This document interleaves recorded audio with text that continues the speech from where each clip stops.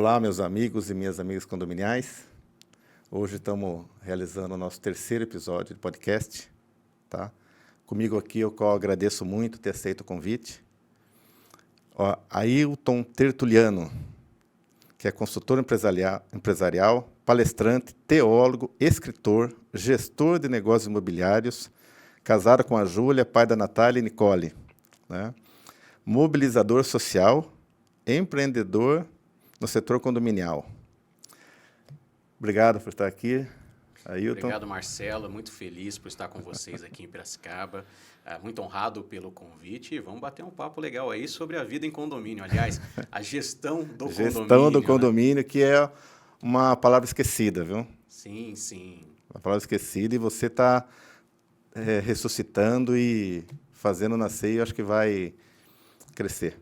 Sim, eu tive a oportunidade de trazer para o setor condominial a experiência de consultor empresarial, Sim. com uma releitura das ferramentas que eu tenho utilizado nesse trabalho há mais de 20 anos, e entregando para o síndico uma expertise que, na realidade, não é um bicho de 7 cabeças, né?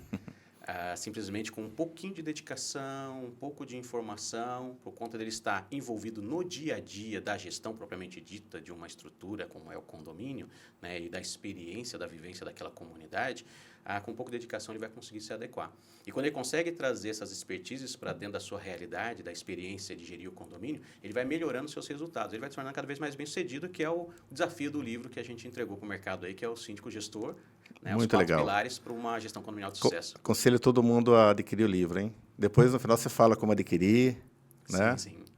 Se alguém do nosso canal pedir, a gente dá um jeito de brindar alguns. Sim, perfeito. E você se inscreva no nosso canal, deixe aquele joinha de sempre, né?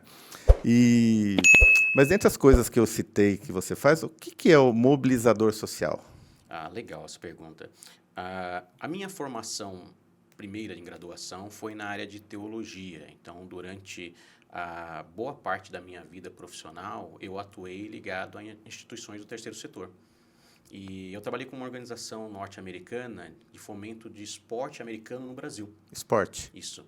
Então, nós utilizávamos o basquetebol, o beisebol, o futebol americano, aí tinha uma versão mais soft, que a gente chama, né? Que é o flag football. Mas é o futebol de fita para crianças. Crianças carentes ou... Não, crianças. Não, crianças, é tá. muito interessante quando a gente pensa nessa questão dos projetos sociais nos Estados Unidos. Eles não estão ligados apenas à criança carente, mas à criança.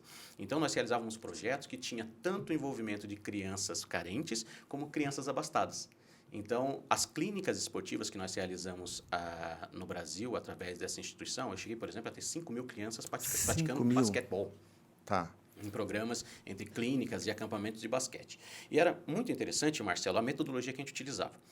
O fato de a gente utilizar um esporte que não é muito comum no Brasil nos dava uma possibilidade de trazer instrução para as crianças, que era algo muito legal. Imagina, por exemplo, uma criança que nunca jogou basquete. Só jogou futebol. Ele não tem outro esporte na cabeça dela. Não tem, porque nós somos país de futebol, né? Então, você imagina eu chegar, por exemplo, numa quadra, num grupo de crianças meninos de 9 anos de idade, com uma bola. Eles já saem chutando a bola, não tem mais o que ensinar para eles, né? Todo mundo acha que sabe tudo já. Mas o basquetebol é diferente. Então, você ganha o direito de ser ouvido. Tá. E aí, naquele processo de instrução, que a gente começa instruindo as habilidades básicas, como manusear uma bola, como você fazer um drible, um passe, fazer o arremesso, tem toda uma metodologia de posicionamento para você poder conduzir a bola. Então, esse passo a passo da instrução, tá? Da mecânica do jogo, as regras do jogo, a dinâmica do jogo, você construiu uma espécie de sala de aula na quadra. E aí, nos intervalos, a gente fazia uma coisa que é aquele ajuntamento do time. Quando você assiste, por exemplo, um esporte americano na TV, por exemplo, o futebol americano. Antes de uma jogada, o time todo se junta, faz aquele bolinho, que se chama huddle. Huddle. Então, esse bolinho da instrução, a gente fazia nas nossas clínicas. Então, o momento do nosso huddle, a gente usava aquele momento para trazer instrução de cidadania.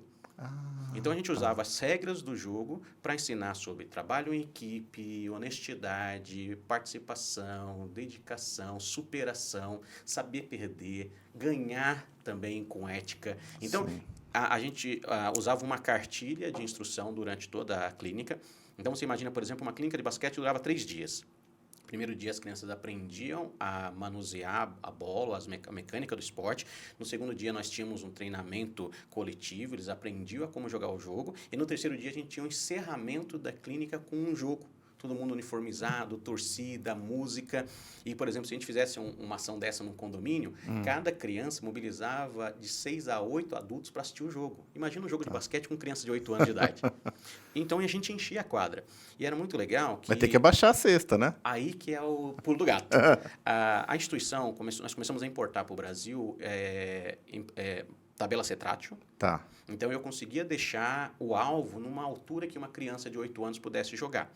Por que o basquetebol não é tão difundido no Brasil? Porque o alvo a 3,5 metros não é todo mundo que acerta o alvo. É um jogo que você não acerta o alvo, você perde a graça. Perde a graça. Então, quando a gente trazia essa cesta retrátil móvel, nós montávamos uma quadra em dimensões menores. Então, uma única quadra de basquete abria 2 quadras infantis. Tá. Então, acontecia simultaneamente, jogos de menina, jogos de menino.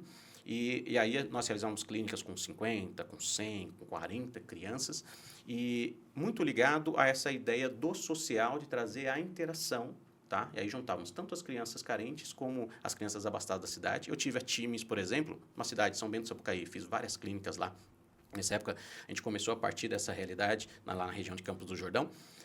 Nós tínhamos no mesmo time jogando o filho do gari, da prefeitura, e o filho do resort mais importante da região. Olha só. Ou seja, estava o rico e o pobre com os filhos jogando no mesmo time e um do lado do outro torcendo pelo mesmo time. Então, a gente quebrou o paradigma dessa ideia do social para carente e não ter as nossas crianças como uma ideia de criança carente. É criança. Criança. Aliás, a criança não sabe se ela é carente ou se ela é rica. Ela não tem essa noção. E aí nós levamos para várias cidades. Aqui mais próximo, a clínica que nós tivemos foi na região de Bauru, em Piratininga. Tivemos um projeto grande lá. E, geralmente, os nossos projetos estavam ligados com iniciativas como igrejas que participavam, escolas ou algum tipo de projeto social. Eu tenho um bastante marcante na cidade de Guararema, em que a gente fez em parceria com a Caritas Diocesana de Mogi. Eles tinham um projeto social aí, era um projeto voltado para crianças carentes com risco social. Então, essas crianças ficavam num espaço, numa espécie de internato, no contraturno da escola. Quem estudava de manhã ficava lá à tarde, quem estudava à tarde ficava de manhã. A maioria das crianças haviam passado por violência doméstica, algum tipo de abuso, os pais estavam presos. Então, o Ministério Público direcionava essas crianças para essa entidade. Então, era obrigatório que elas fossem para lá. E quando eu cheguei na primeira vez, os monitores, o pessoal disse que isso é impossível organizar essas crianças. Né? Muito palavrão, as crianças muito agressivas e tal. Só que eu ia fazer uma clínica de basquete para 40 crianças com 40 bolas. Tá. Cada criança com uma bola na mão. Já para aprender a bater a bola. Sim. Todos receberam uma camiseta da clínica. Então, durante aqueles 3 dias, eu tinha uma camiseta. E eu fiz várias edições. Então, eu tenho crianças lá que têm 5, 6 camisetas diferentes, de cores diferentes. Então, a gente chegava, montava cestas, preparava todo o trabalho. E havia uma coisa muito legal. Eu ensinava para eles que quem tem o apito tem o poder. Então, eles estavam brincando, se a coisa, de alguma maneira, perdesse o controle, eu apitava e parou o jogo, parou o treinamento. Então, aqueles que eram um pouco mais, vamos colocar assim, mais bagunceiros, começavam a ficar mais comedidos, porque senão não tinha brincadeira.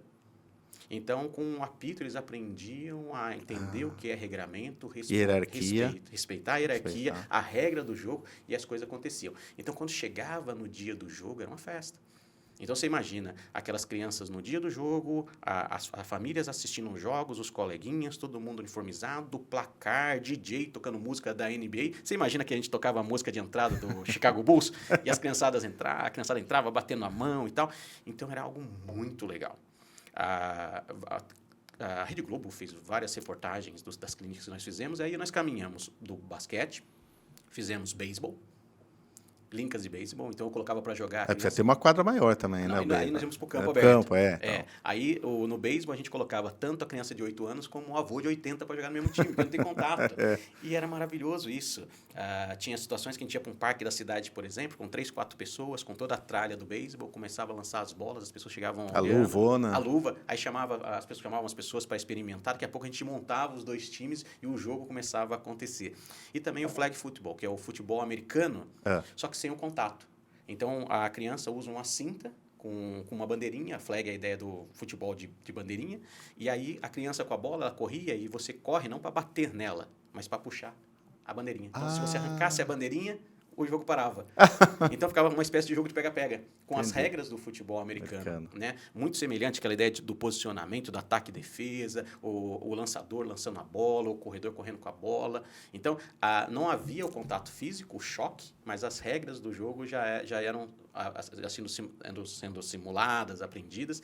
E eu sempre tinha a oportunidade de ter um momento para apresentar uma mensagem para essas crianças, que era o momento do nosso huddle. Tá. E ali a gente falava de escolher bem os amigos, trabalhar bem em equipe, fazer as melhores escolhas. Nós falávamos sobre sonhos, sobre projetos. E era muito legal isso, porque quando eu entregava a recreação, a brincadeira, a atenção para me ouvir depois era total. Aí eu gosto dessa frase, de você ganha o direito de ser ouvido. Sim. Então, aquela hora que quando senta o time, vai ver a instrução do jogo, mas vai ver uma instrução para a vida. E aí foi um projeto maravilhoso.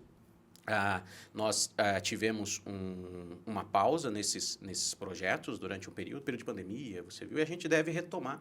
Mas eu tenho um sonho... É recente? Recente. Eu tenho um sonho de aplicar isso para condomínios. Eu lembro quando o presidente da organização, o nome da organização é Upward Sports, eu moro em São José dos Campos, São Paulo, tá. E ele esteve em São José dos Campos e eu, passeando com ele para a cidade, falei assim, nós temos aqui na minha cidade 1.000 quadras de basquete ociosas que ninguém usa. Aí ele ficou assim, como assim 1.000 quadras? Aí eu levei ele para uma região que havia muitos prédios, eu falei assim, em cada prédio desse tem uma quadra de basquete e as crianças não jogam basquete. Quadra poliesportiva, né, que tem. E aí, uau, por quê? É muito alto.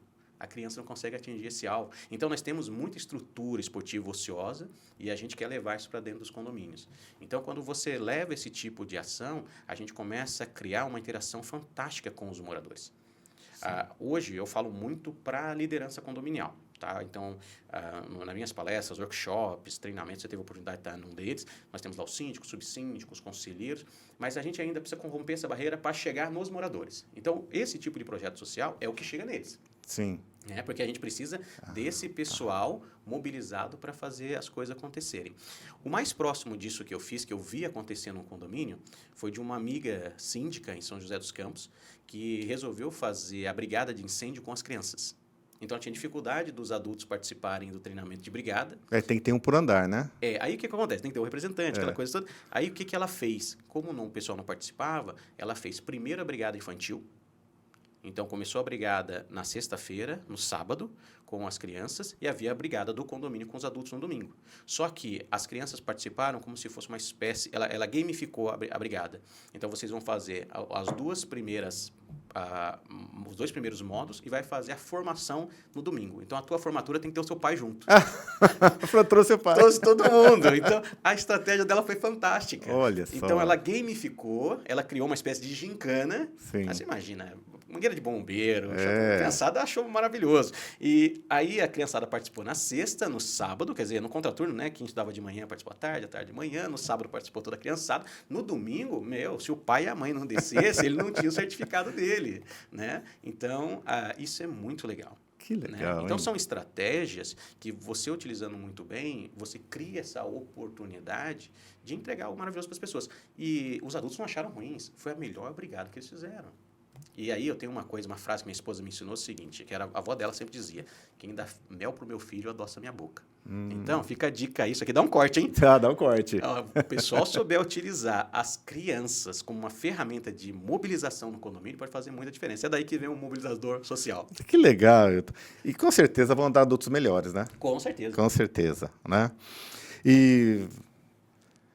Olha, nós estamos no primeiro item já, vocês viram quanta coisa ele falou, né? Empreendedor no setor condominial, você representa uma empresa chamada Garante Plus. Sim. Né? Eu sou sócio do grupo Garante. Garante. Ele é o grupo pioneiro de garantidoras no Brasil. Garante a receita do condomínio. Exato. Um condomínio que, um exemplo, é para receber 80 mil por mês de boletos. Uhum. Vocês garantem esse pacote todo? Exato, funciona assim. O condomínio, ele precisa, para se manter, fazer o rateio das despesas da sua manutenção.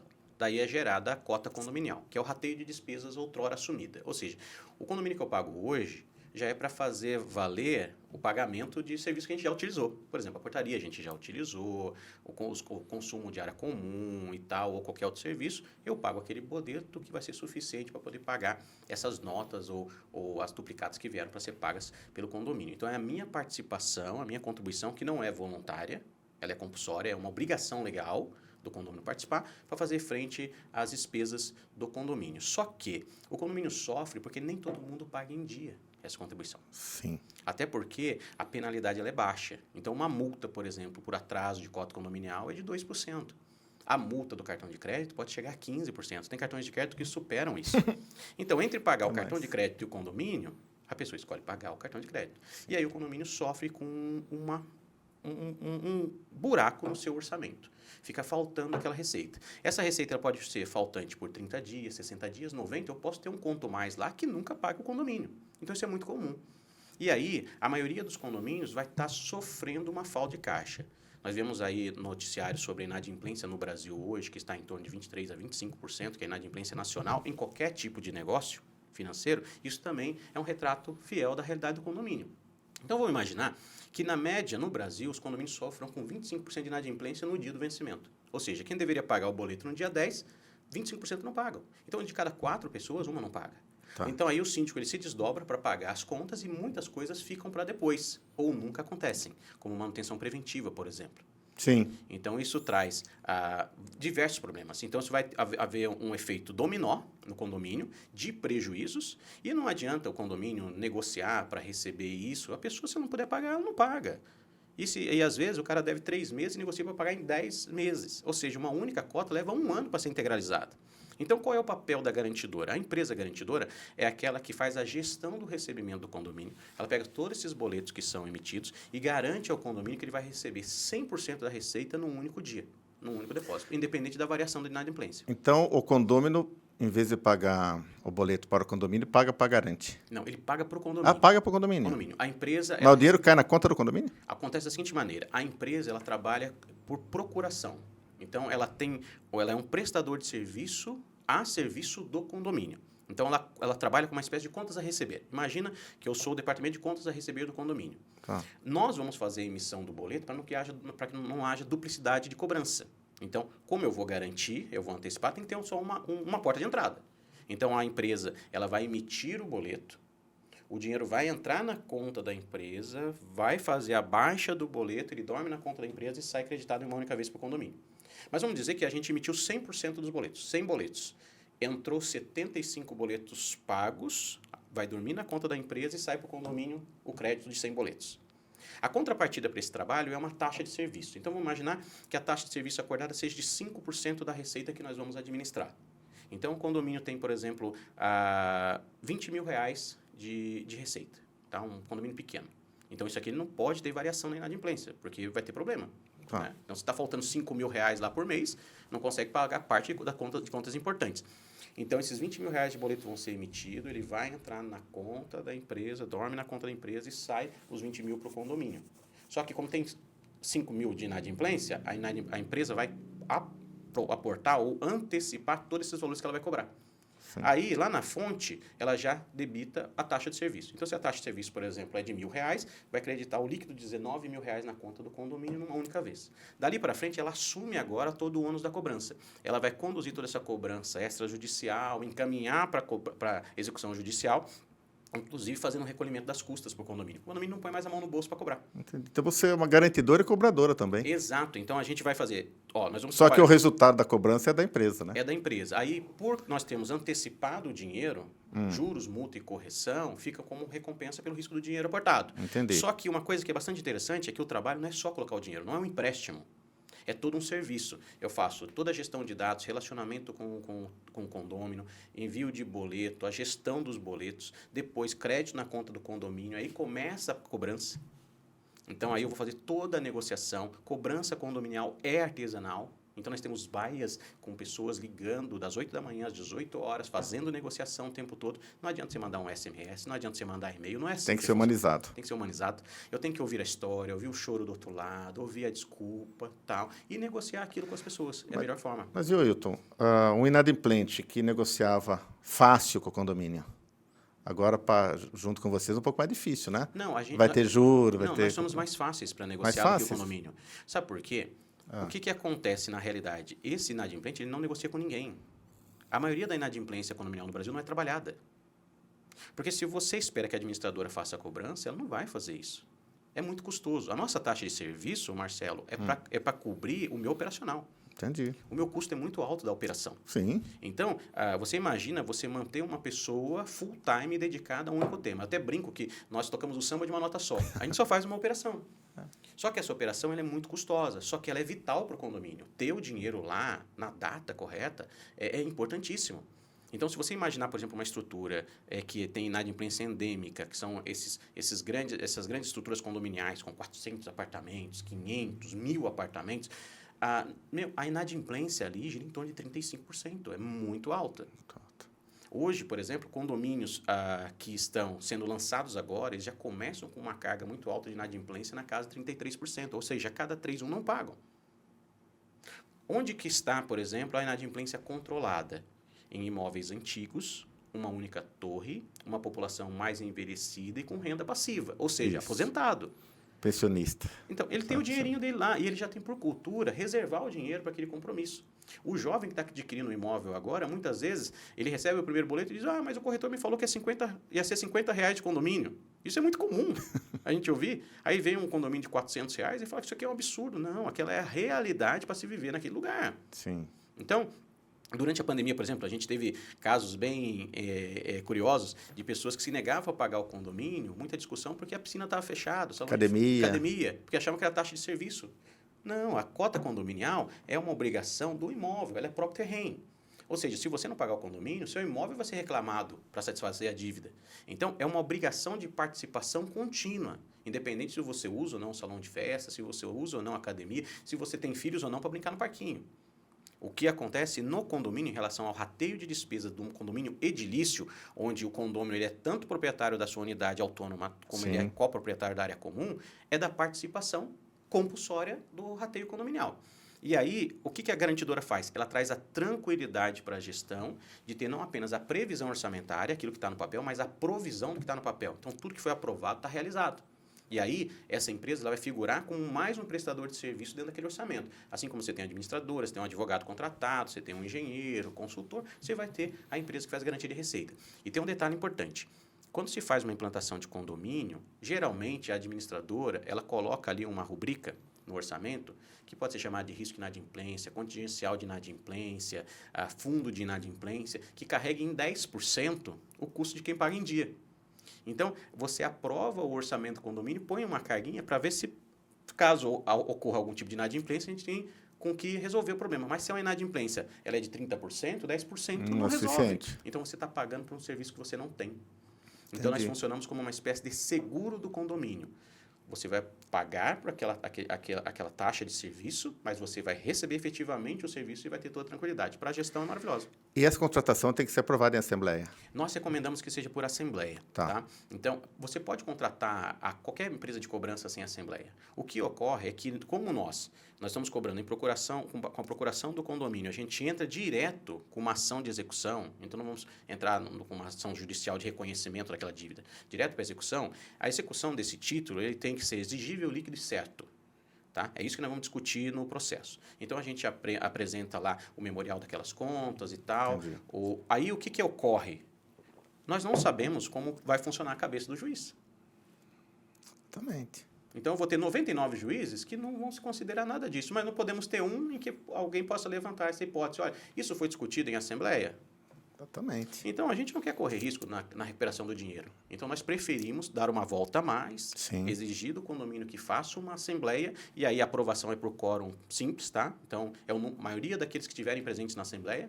Então, se o condomínio tiver 500 apartamentos, tiver 10 pessoas presentes e 6 votarem a favor da contratação, está contratado, não temos problema. Então, a gente aí ratifica essa segurança.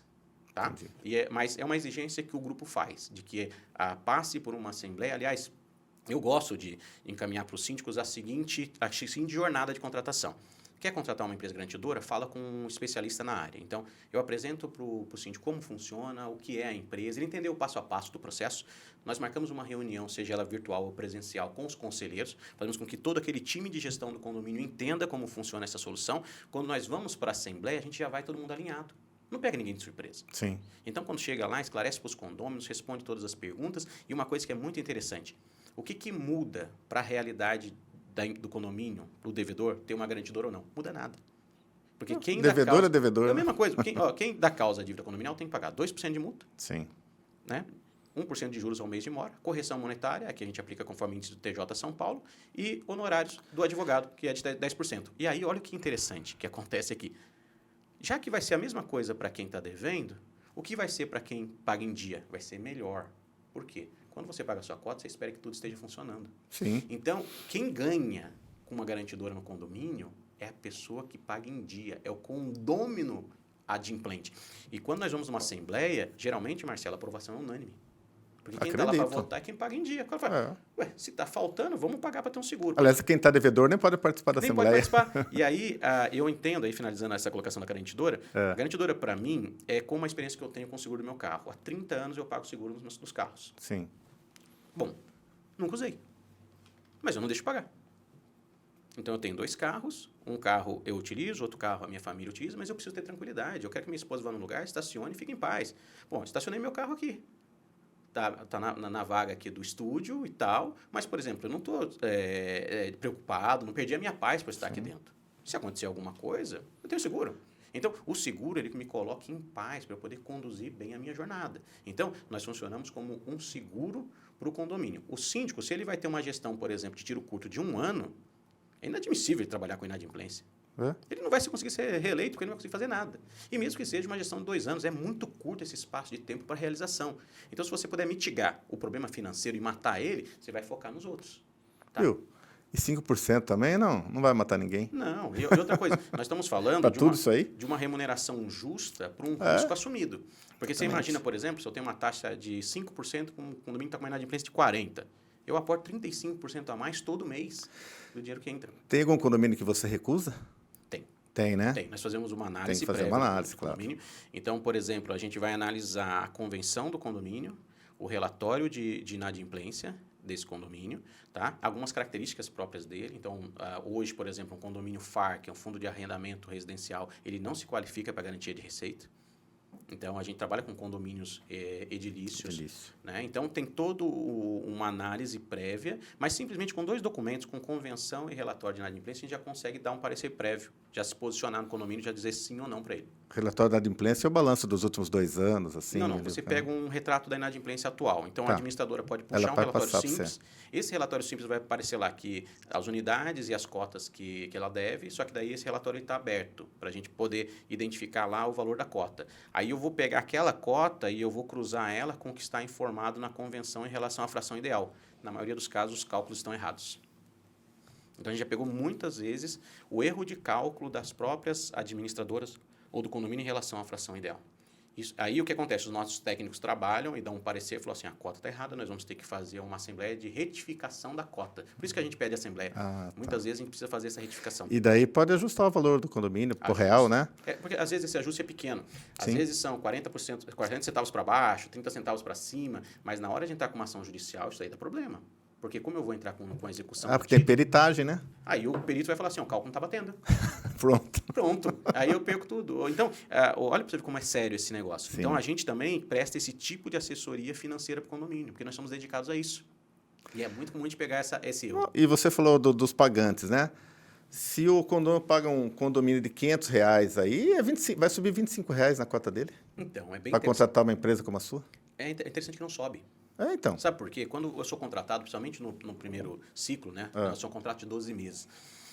Só a consultoria que vocês dão de graça para ser contratado já vale. Já vale. Já é uma coisa. Se fosse na iniciativa privada... Você não cobra para fazer tudo isso, né? Não, se for na iniciativa privada, a gente cobraria. Então. Né? Porque eu tenho que ajustar a empresa. Mas, por exemplo, no primeiro ciclo, não tem esse acréscimo, porque vocês já estão no buraco.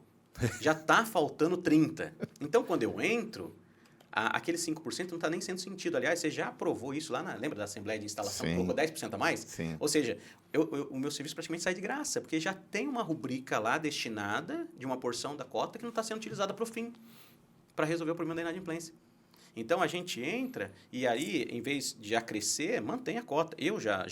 Nós tivemos casos, por exemplo, lá na minha região, no Vale do Paraíba, de condomínios que nós entramos para fazer a garantia há 3 anos não tem aumento.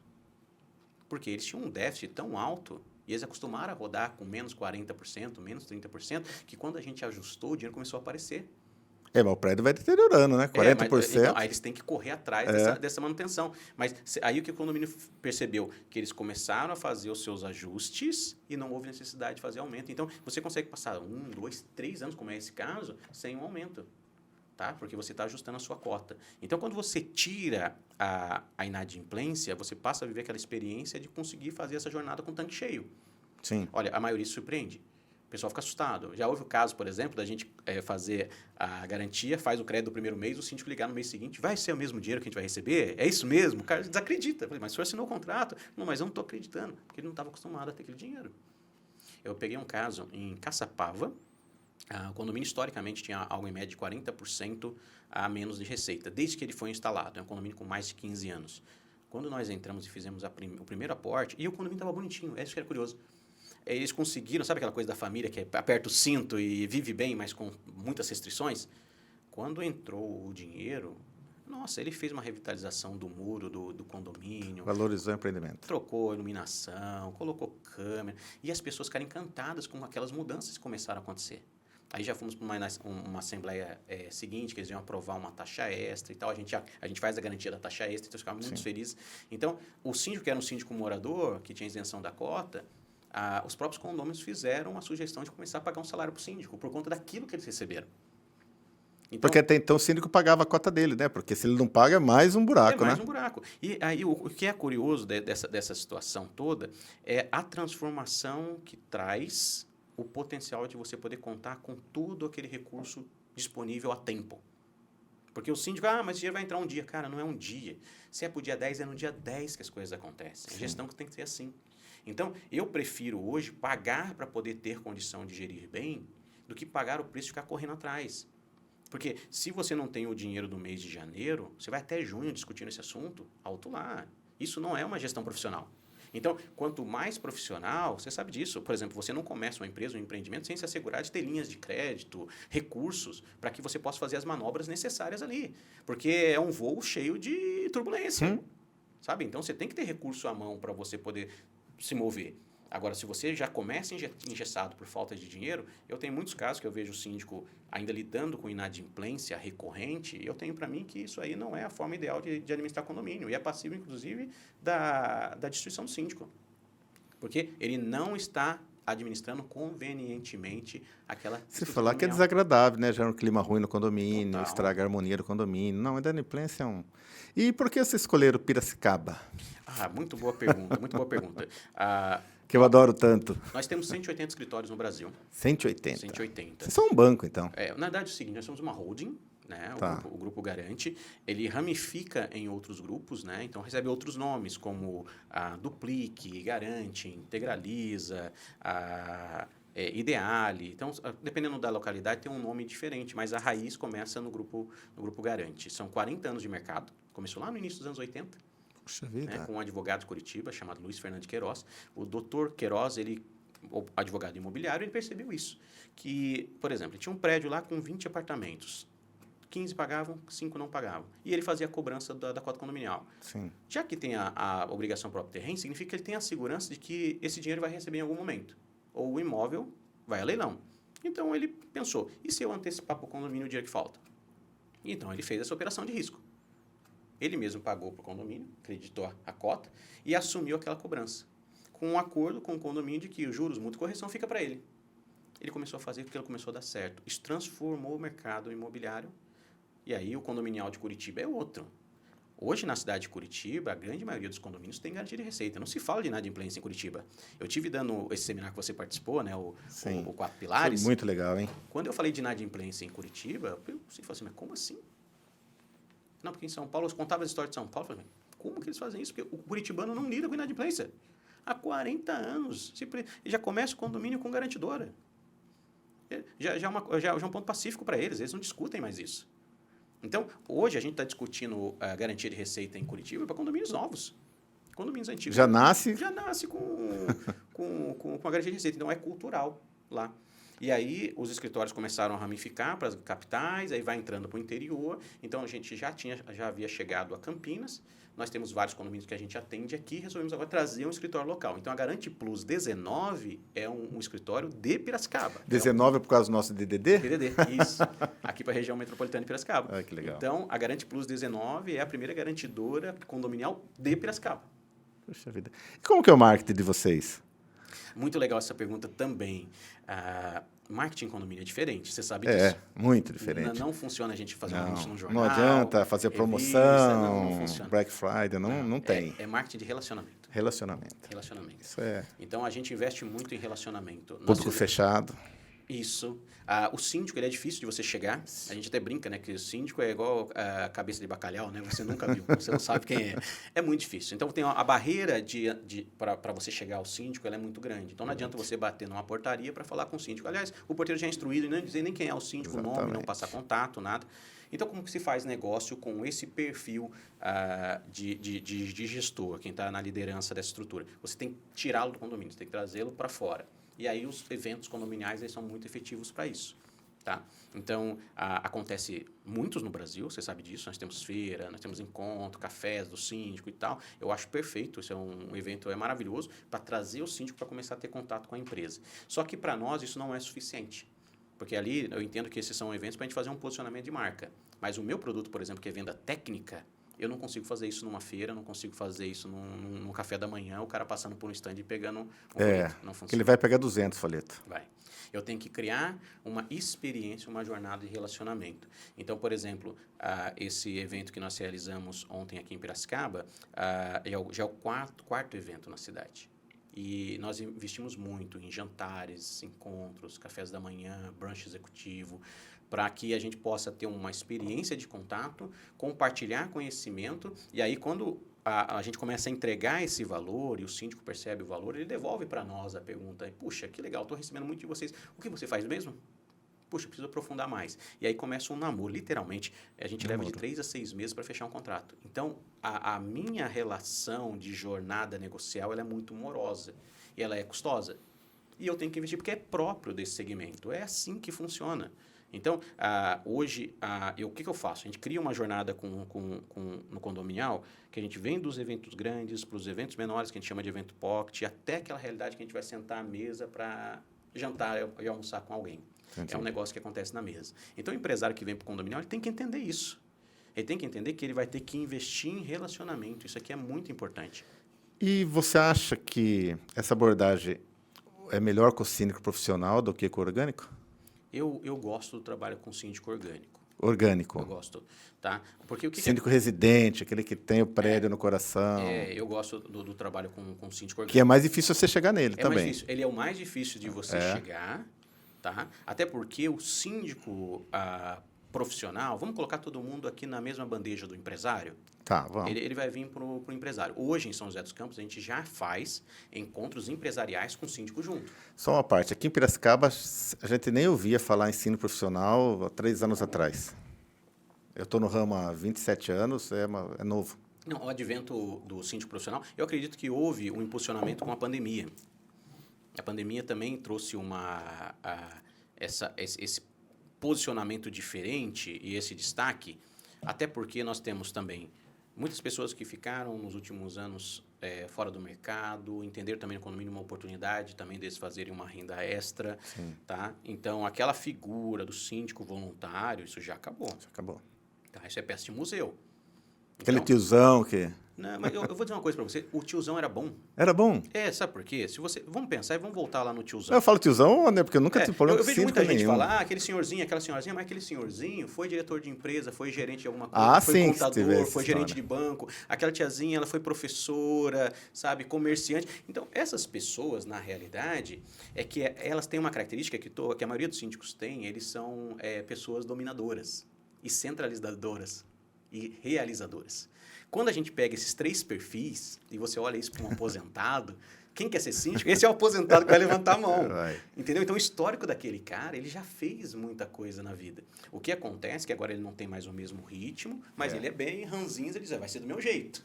É meio resistente a grupo do WhatsApp. Tudo. Né? Mas aí o que acontece? Mas ele tinha muito que entregar. Então, Sim. gente, vamos pegar. Se a gente pegar dos últimos 5 anos, vamos pegar um recorte de 5 anos. A gente não ouvia falar de síndico profissional há 5 anos. Não. 5 anos para trás, o que nós temos?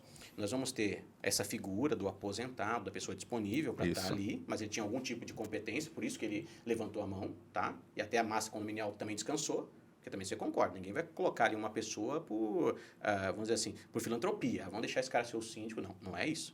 Aí, o que nós tínhamos também? Nós já tínhamos a figura do síndico profissional.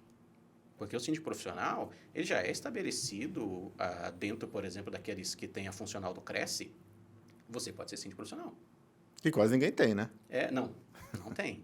Então, quando se fala de formalização do trabalho do síndico profissional, já está formalizado há muito tempo. Quem tem o Cresce já tem a formalização, já tem entidade de classe, você já tem o curso de capacitação, já tem inclusive graduação, o que é o curso de gestão de negócios imobiliários, tem KNAI próprio, entendeu? E tem portaria instruindo em relação a honorário. O honorário do síndico profissional é um percentual da receita conforme está estabelecido pelo Cresce. E se o síndico profissional, de alguma maneira, defraudar o condomínio e criar algum problema, você vai lá na entidade de classe, vai denunciar ele para o Cresce. Então, já tem tudo isso aí pronto. Mas se ele não tiver Cresce, que a maioria não tem? Então, estou dizendo, esse aqui já está formalizado. Tá. Então, já havia essa figura formalizada.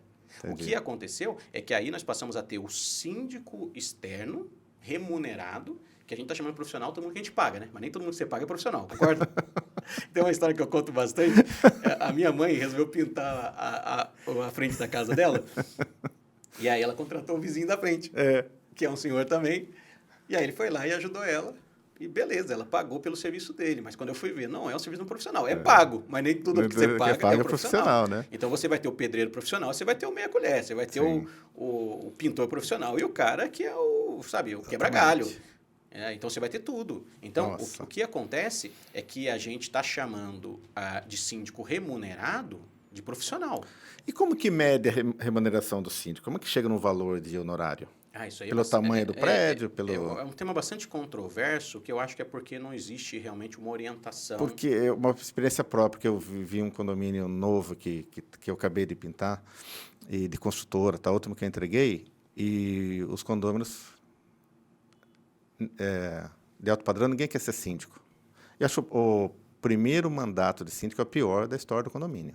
Primeiro ano, depois a construtora entrega. É o mais importante. O que mais vai dar dor de cabeça. Sim.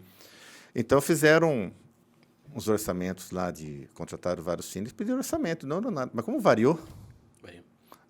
Teve um de R$ 1.500 e teve um de R$ 8.000. Exato. Olha que amplitude, né? Uhum. Mas aí escolheram um de 4.000. Mas aí que tá. Agora, por que 4.000? Eles fizeram a média, provavelmente. Eu não gosto da concorrência. Ponto. Nossa, nesse item a gente se identifica. Eu não gosto disso. Por exemplo, eu não sou síndico, tá? Eu sou um gestor e eu ensino sobre gestão, sou um consultor empresarial com experiência em gestão de empresas. Se eu for convidado para ser síndico de um condomínio, eu não aceito participar de um pleito. Mas tem que ser votado. Perfeito, você vai votar um. Se você aceita, eu não aceito aquele um. Eu não gosto dessa ideia do desfile. Que parâmetro eu vou ter para o cara? E isso que você acabou de dizer. Por exemplo, eu acompanhei processos em que eu tenho um síndico pedindo 5.000 e um síndico pedindo 500. Em 2 minutos, como é que eu consigo estabelecer quem é quem ali? Então. Percebe? Agora, se eu penso assim, o que eu acho que o condomínio deve fazer? Que eu acho que seria o ideal. Nós queremos ter um síndico profissional. Qual que é a nossa receita? A nossa receita é 50 mil. Então, nós vamos destinar R$ 2.500, que é o nosso teto para pagar um síndico. Agora, nós vamos ao mercado para ver as melhores propostas. Já vamos deixar bem claro que o nosso teto é de R$ 2.500. Eu perguntar, Marcelo, você aceita participar lá da concorrência do nosso condomínio? Você manda a tua proposta, mas sabe que o teto vai ser R$ 2.500. Perfeito, nós vamos analisar. Tem essa realidade e vamos combinar o que a gente achar melhor para uma assembleia. Sim. Acabou. Aí o que acontece? Existe grupos que entendem que quando eu convoco uma assembleia para condomínio, aquele ato ele é aberto, qualquer pessoa que chegar lá pode se apresentar como síndico. Perfeito. E pode mesmo, né? Pode. Qualquer proprietário pode ser. Pode se apresentar. Mas se eu criei um critério para fazer uma escolha, na hora que eu estiver conduzindo a Assembleia, deixa isso muito bem claro. Fala, gente, a gente está há 3 meses trabalhando isso, estabelecemos um teto, procuramos alguns síndicos, fizemos uma seleção, fizemos um convite formalizado para Sim.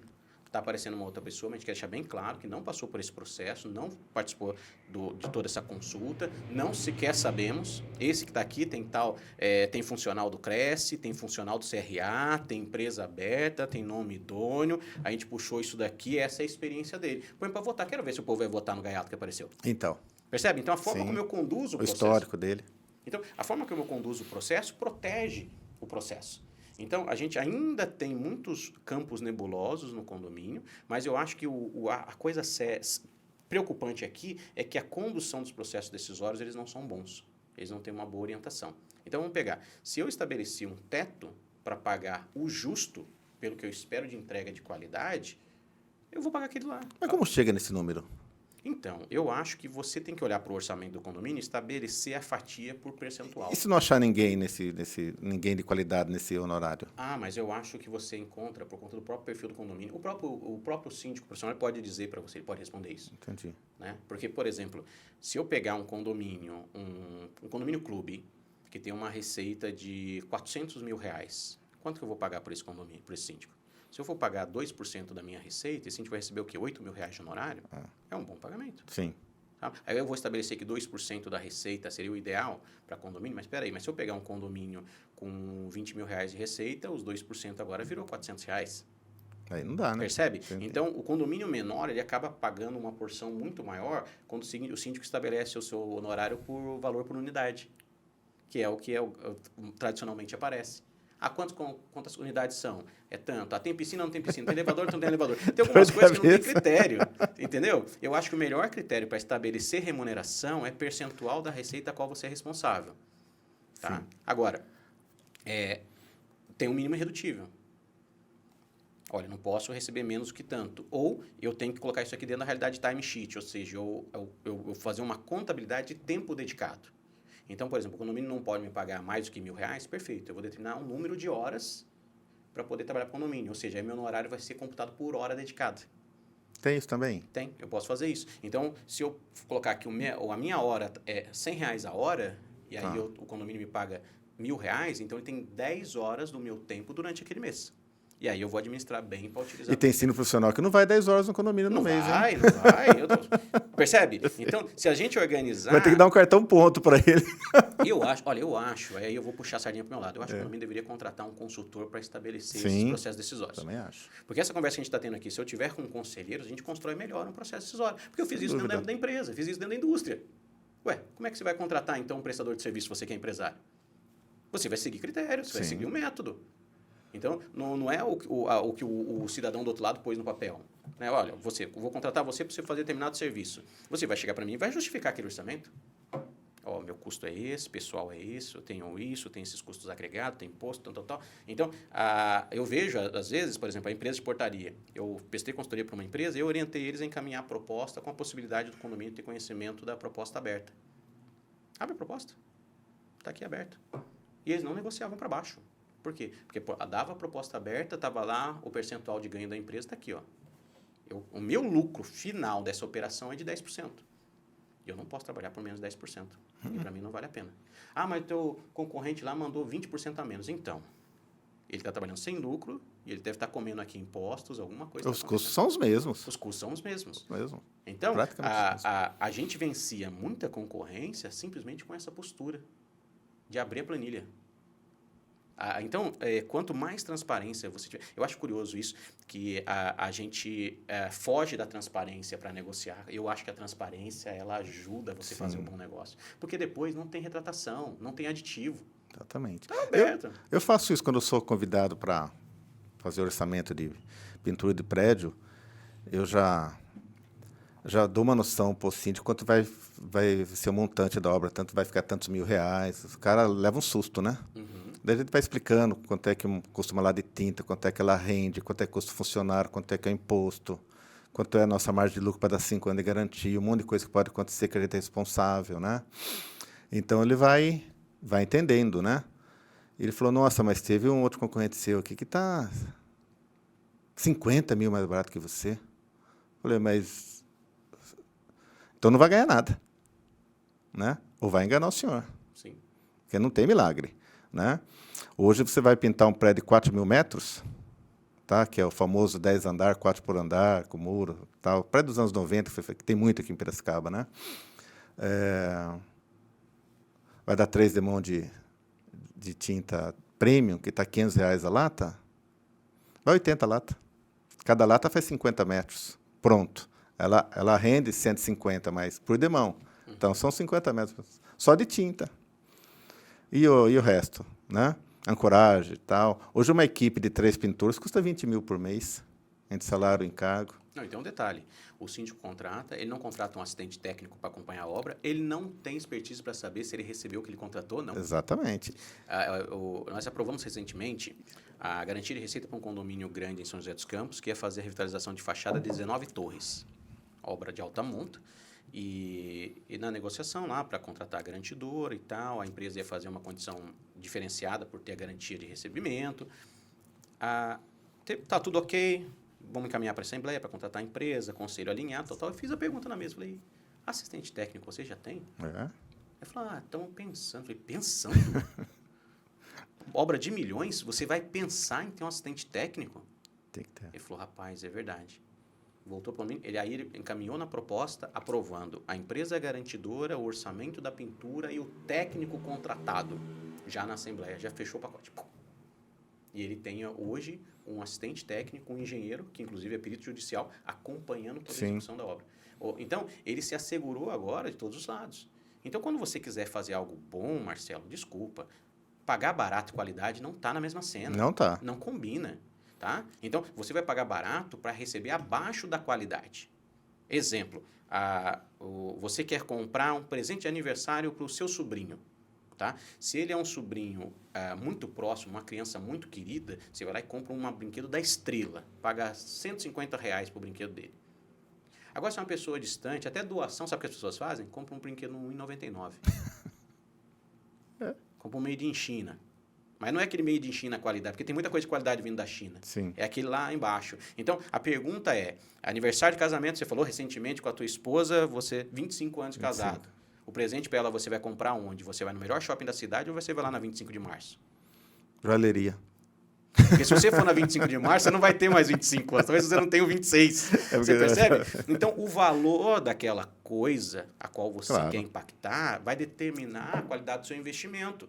Gente, aquela coisa que a gente quer impactar com o nosso investimento é a vida das pessoas, é o lar delas, é o bem viver em condomínio. Eu vou pagar barato para quê? O cara pagou R$50 mil na cozinha dele e eu faço um serviço porcaria na estrutura do prédio.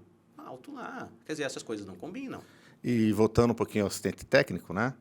Eu já trabalhei com assistente técnico em muitas obras. Eu adoro, porque é uma garantia a mais para mim, para o condomínio.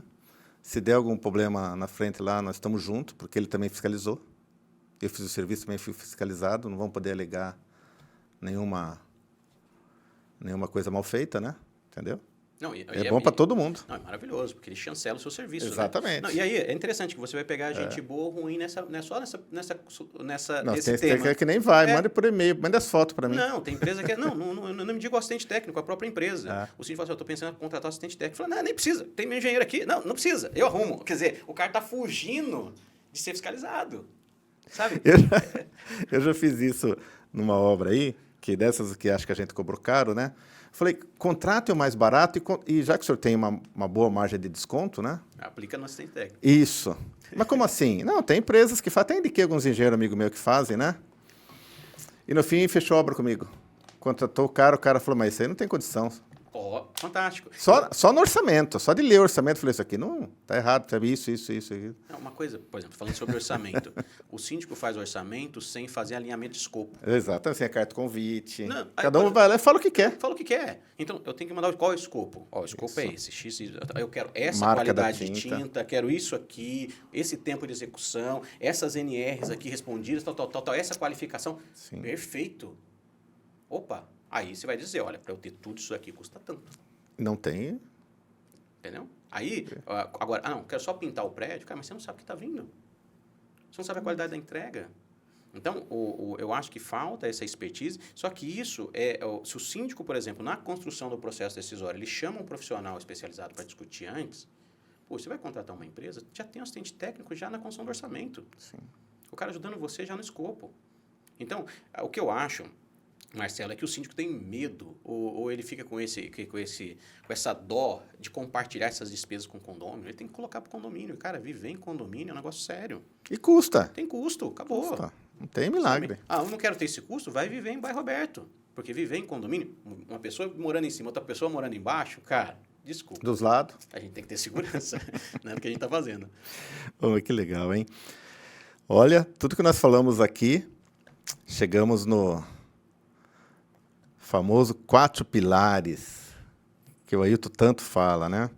Que são planejamento, organização, direção e controle. Você já falou um pouco de tudo nesse tempo de aqui, né? Mas vamos falar topicamente cada um deles.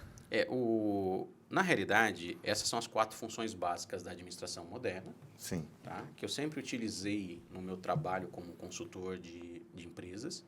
O meu trabalho era dedicado na recuperação de empresas em crise, consultoria de turnaround, né? Pegava a empresa no chão, levantava ela, e geralmente era uma operação, inclusive, de gestão a 4 mãos. Tinha que pôr a mão, né? Para conduzir processos, a trabalhar a questão de pessoal, finanças, comercial, a cabeça do empresário. Então, eu utilizava os 4 pilares como um ferramental para poder recuperar aquela empresa. E uma vez que eu tinha essa metodologia, eu podia replicar isso em outras realidades. Então, independente da qualidade de empresa, a gente conseguia dar uma resposta rápida. E a gente estava lidando com um tema que, na realidade, é chover no molhado da gestão, ou do empreender. É que a maioria dos empresários não dão nome para essas coisas. A gente começa a dar nome, orientar e falar, cara, você está falhando aqui, está faltando aqui, vamos ajustar. Ele entrava no método, daqui a pouco eu saía com meses e ele já dava boa condução para a empresa. Você faz isso ainda? Não faço mais. Só está em condomínio agora? Só estou em condomínio. O que aconteceu? Isso no ano de 2018, eu estava atendendo uma agência de viagens e nós trocamos o jurídico. E eu trabalhava num setor bastante problemático, que era o setor de reembolso, que é pegar o boi pelo chifre mesmo. Então, o cara comprou, sei lá, a lua de mel, não conseguiu embarcar, chegou lá, o hotel não era contratado, e era uma confusão, tinha que devolver dinheiro. Então, era onde o bicho pegava. Eu peguei esse setor para ajustar esse setor da empresa. O jurídico foi trocado, nós procuramos um outro escritório e eu agilizava o escritório. Então, já fazia a minuta dos acordos e tal, participava de audiência com o preposto da empresa e muito próximo do jurídico. Um dia, nós estávamos numa audiência e o advogado me perguntou, falou, Ailton, você não é o advogado, mas também não é administrador. O que você faz, cara? Que você põe a mão em tudo. Aí eu expliquei para ele, eu sou um consultor de soluções. Então, eu chego na empresa, tem uma determinada área, eu vou atuar ali, tem toda uma metodologia de trabalho, tal. Pô, que legal, estou gostando muito do teu trabalho e eu queria te fazer um convite. Eu quero lançar o meu escritório, que era um escritório já bem conceituado no empresarial e trabalhista, no direito condominial. Para condomínio, vou transformar o meu escritório para condomínio. Falei, puxa, que legal, então vamos lá. Conheci o escritório, conheci o projeto dele, vamos pensar em como lançar esse escritório para o condominial. E aí eu fui estudar condomínio. Aí que foi o start. Aí o que acontece? Como consultor, eu entro numa empresa, tem que aprender rápido. Sim. Aí eu fui estudar. Aí quando eu estudei, falei, puxa vida, é difícil chegar, campo, que mercado e tal. Aí eu propus para ele, vamos fazer o seguinte, nós vamos lançar o teu escritório num evento pocket.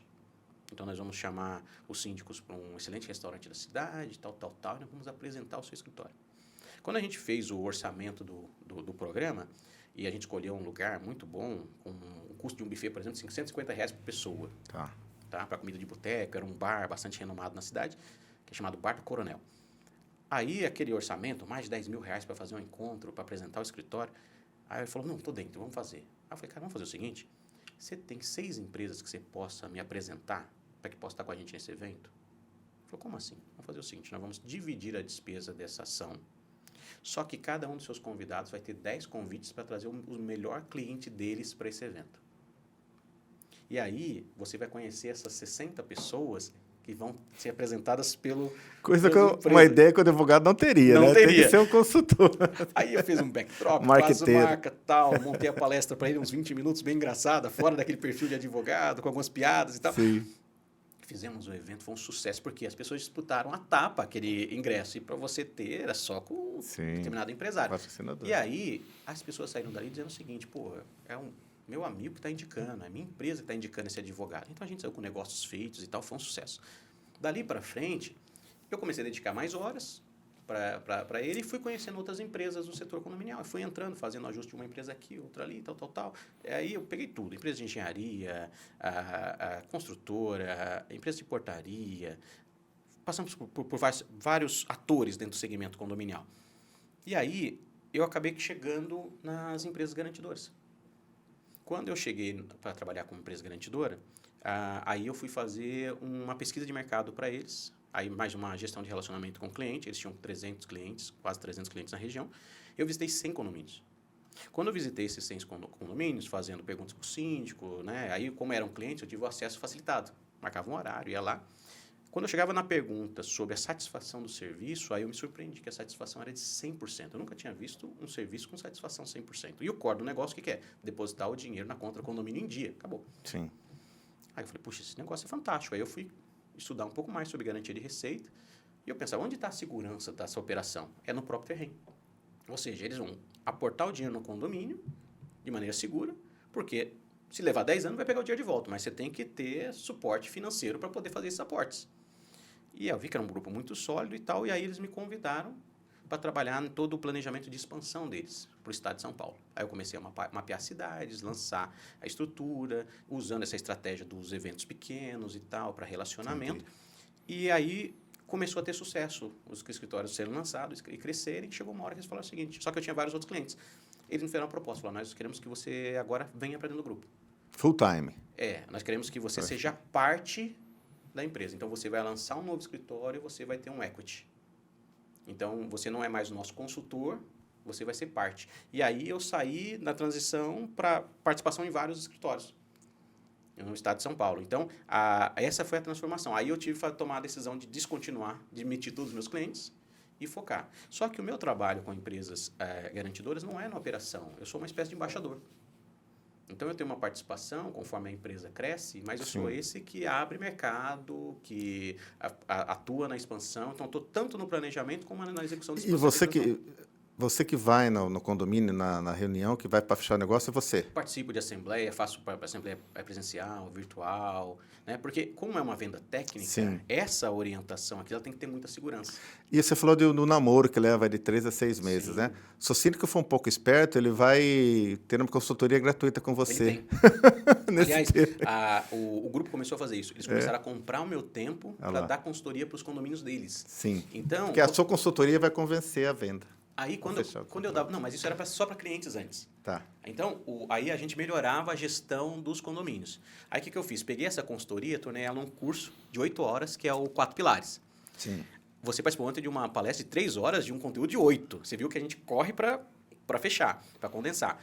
E aí, quando eu escrevi esse conteúdo, a editora Boni Juris conheceu o meu material, eu dei uma palestra em Curitiba, aí já tinha passado uns 300 síndicos por essa formação. Aí eles me proporam escrever um livro, Síndico Gestor. A proposta é o seguinte, precisamos de um livro de até 100 páginas, fluido, com teu conteúdo, que seja rápido de pesquisa e tal. Tem toda uma linguagem do design thinking e tal. Sim. E aí nós lançamos. O livro chegou a status de esgotado com um pouco mais de 6 meses. Já estamos agora na segunda tiragem do livro. É um best-seller sobre gestão condominial. Que legal, hein? Então, foi fantástico essa experiência. Mas, quer dizer que eu estou conversando com um best-seller. Graças a Deus, a gente conseguiu vender toda a tiragem. Que legal. Agora estamos na segunda tiragem. E uma coisa que é legal, Marcelo, é que são princípios muito simples para quem, por exemplo, já ou tem alguma formação de administração ou tem alguma experiência, ele vai perceber que eu estou chovendo no molhado. E você vai falar, poxa, isso aqui é muito suficiente para a pessoa fazer alguma coisa. E mesmo aquele que não conhece nada, ele também não vai achar que é profundo de maneira que ele não possa pisar ali. Sim. Então, a gente conseguiu parear essa experiência de entregar para o síndico hoje ferramentas para que ele possa replicar qualidade. Por isso que o desafio do livro são 4 pilares para uma gestão condominial de sucesso. Se você seguir a receita do bolo, vai dar certo. E aí, no que eu estou ancorando essa minha afirmação? Na experiência como consultor, seja no empresarial, como no condominial também. Que legal, hein? Vamos lá. Uma pergunta agora. Onde o sistema mais falha? sistema é síndico, condômino, administrador do condomínio, toda essa bolha. Onde que você acha que mais falha?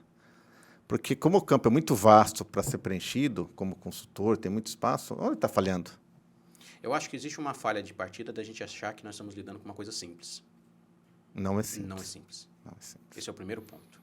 Tá? Então, se as pessoas que levantam a mão para se apresentar para ser um síndico tiver consciência plena do que ele está fazendo, a maioria não faria. Então, já começa aí.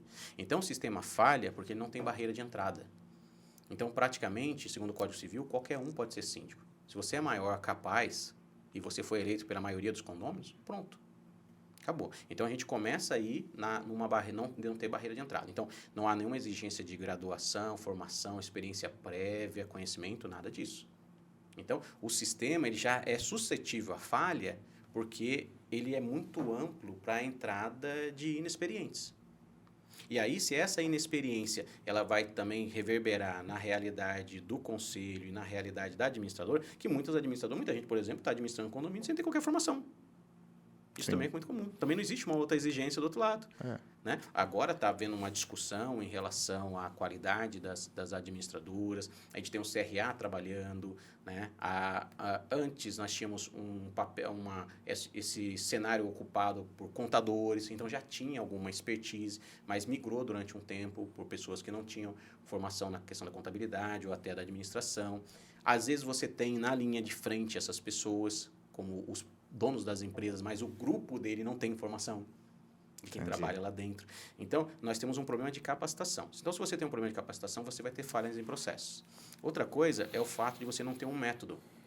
Tá? Então, o que você garante ou você mitiga a falha é quando você trabalha processos muito bem construídos. Porque são operações repetitivas. Né? Então, sim. São modelos repetitivos.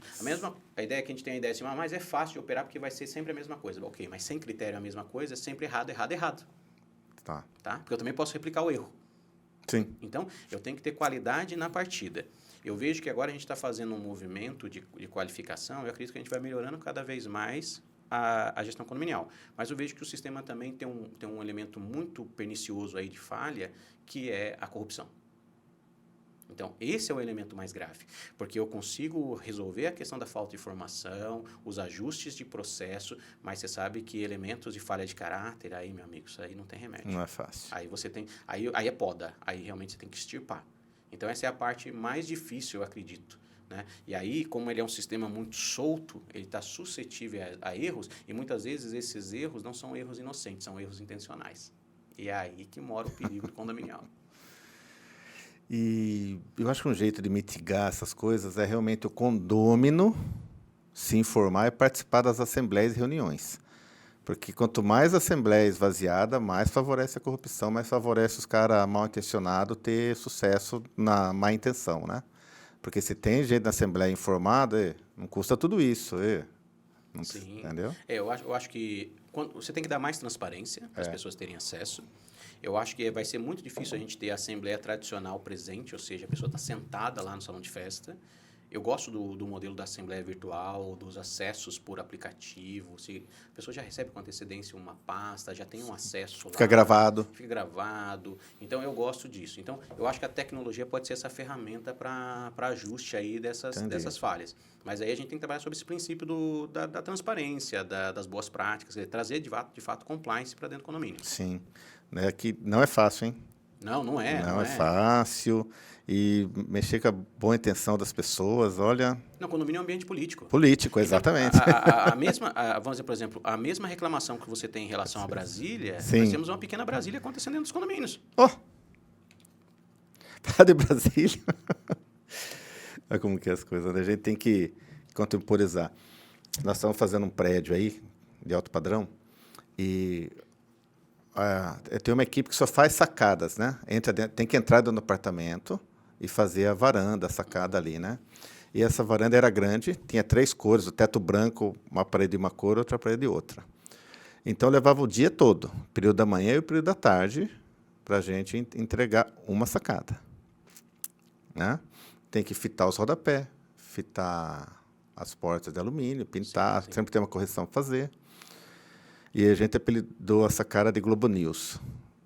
uma sacada, né? Porque o proprietário falou, mas aqui na minha é só depois das 13h30. Mas eu preciso de 2 períodos, preciso da parte da manhã. Ah, de manhã não, de manhã eu assisto o Globo News com os meus gatos na sacada. Né?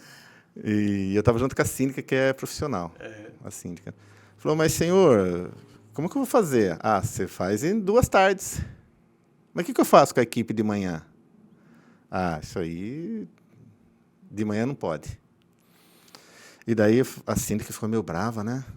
Começou a falar, não, eu vou ter que cobrar os dias parados. Eu falei, não, deixa. A gente não vou cobrar isso aí, faz outra coisa. Tanto é que a sacada dele foi a última que nós fizemos. Foi a última, né? Mas o problema maior não foi esse. O problema maior é que essa informação não podia vazar para o resto do condomínio. Uau. Porque teve muita gente que pagou diarista profissional para os meus pintores entrarem no apartamento. Sim, porque sim. não tem filho, ele e a esposa trabalham, não tem ninguém no apartamento. Ele pagou para alguém abrir o apartamento para mim. E agora ele fica sabendo um cara que está lá e não quer deixar entrar porque ele está assistindo o Globo News. Imagina o rolo que ia dar. Sim, sim. Então a gente teve que ficar, né, contemporizar, deixar essa situação, administrar essa situação, né? Porque se vaza, vai para um grupo do WhatsApp, eu paguei. Imagina a briga que não ia dar. Essa é a dor do condomínio. Né? Imagina a briga. A gente lida também... Tem muito Globo News, hein? Não, eu coloco aqui, né, deixo bem claro a ideia do que significa ser gestor do condomínio, ser síndico, é ser representante dos interesses dos condôminos, né, do condomínio. Só que é representante dos interesses, né? A gente não lida com os caprichos, mas os caprichos aparecem. Esse foi Esse é um capricho. Isso. Né? E aí você tem que realmente ter jogo de cintura para poder mitigar isso, porque, como você diz, às vezes o molho sai mais caro que o peixe. Então. Né? Porque se vaza uma história dessa, nossa, aí, dor de cabeça demais. Mas é assim. E uma pergunta que eu já fiz para você ontem, a gente ia falar hoje isso aí. Por que o subsíndico é tão pouco explorado, tão pouco trabalhado, tão pouco citado? Eu ouço falar tão pouco em subsíndico, mas é um cara de frente, né? Na realidade, você não tem o Código Civil não apresenta para nós a figura do subsíndico. Não apresenta? Apresenta o síndico. Sim. Tá? O que você tem é que o síndico ele pode, por exemplo, delegar poderes por procuração para quem é um represente também. Tá? Mas o representante legal do condomínio é um. Então, não existe responsabilidade compartilhada. Então, o subsíndico ele não está na mesma medida de responsabilidade do síndico. Então, a gente não espera que o subsíndico ele faça o que o síndico faz. O que acontece é que existem estruturas de tão grandes, nós temos, por exemplo, o subsíndico por cada torre, por exemplo. Né? Isso para facilitar a gestão, até mesmo a comunicação com aqueles condôminos, o atendimento daqueles condôminos. Mas o subsíndico ele vai ser uma espécie de conselheiro especial dentro do condomínio. Mas ele é uma figura a ser provocada. Então, ele não é um rival do síndico, né? Alguém na mesma medida. Tá? Então, o condomínio que tem um subsíndico, ele tem uma espécie de conselheiro especial. Só que ele é o segundo na linha. Então, na falta do síndico, a gente entende que quem vai assumir ali vai ser o subsíndico. Mas isso aí também vai ter que estar sendo ratificado em uma assembleia. Tá? Não é um processo automático. Tá? Então, é difícil de entender realmente a figura do subsíndico. Tem muitos casos que o próprio subsíndico não entende o seu papel e ele extrapola achando que ele tem alguma interferência. E aí a gente acaba tendo um embate dentro do condomínio. Né? O subsíndico contra o síndico, quando na realidade é alguém que está ali para auxiliar, para somar.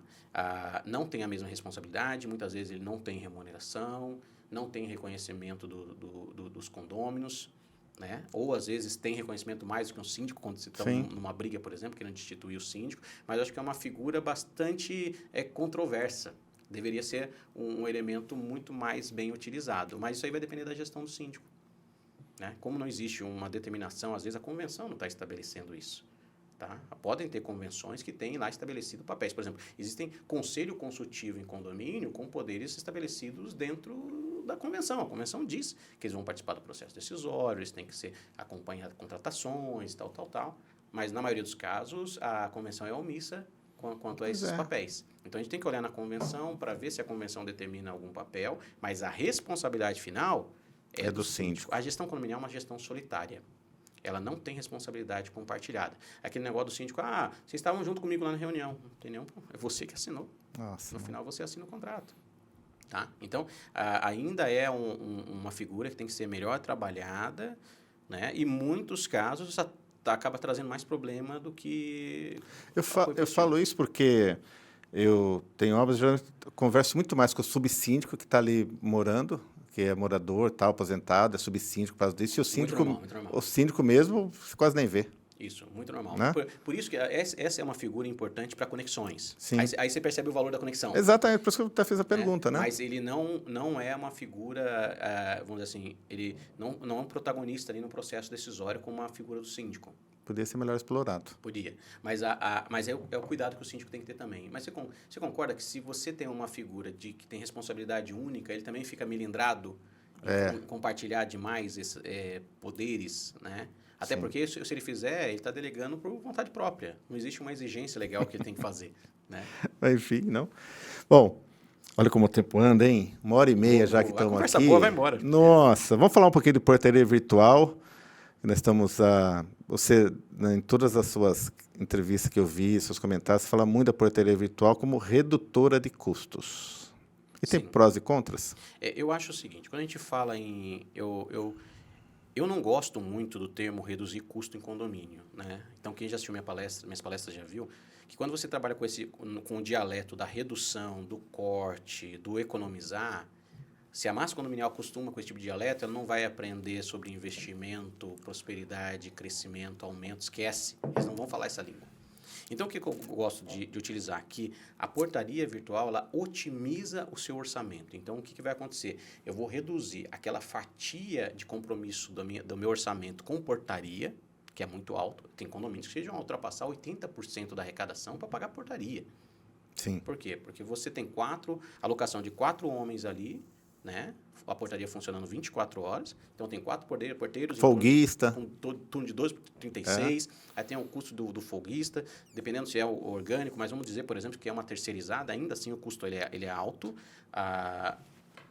Se eu pego esse custo desses homens e eu consigo transformar esse mesmo serviço, que é o controle de acesso, através de tecnologia, para uma portaria remota, porque o serviço do porteiro e a portaria remota é exatamente o mesmo, tá? O impacto é o mesmo.